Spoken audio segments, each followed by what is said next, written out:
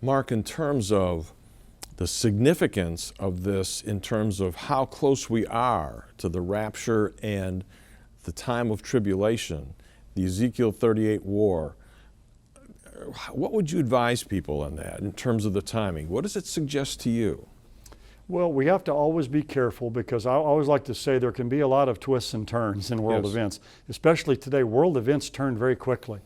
Something that no one really envisioned can almost come out of nowhere and happen. So we don't want to at any point in time, take events and kind of nail them down and say this is exactly how it will be. But what we have in the Bible, though, is we have this scenario in the end times that's given to us, and we know that that will happen.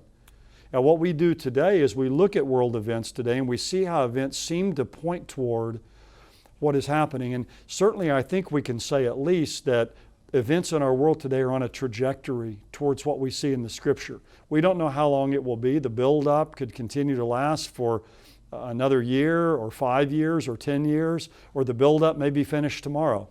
No one knows the time.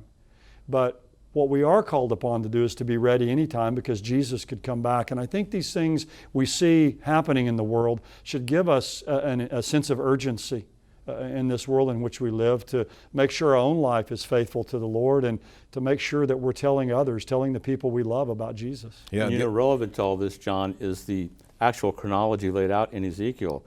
In Ezekiel 36 and 37, Ezekiel the prophet talks about how Israel would become a nation again after a long and worldwide dispersion. All right, that became a reality back in 1948. Following that, Ezekiel goes on to talk about how Jews from all over the world would stream back to the Holy Land year after year, not from one nation, but from all the nations of the world. Well, that's been happening. Jews have been streaming back in unbelief back to Israel. And then it's sometime after that that this northern coalition made up of Russia and Iran and Sudan and Libya and the others was to come into fruition. So that's, I think, what's the greatest significance. We're just seeing this trajectory unfold.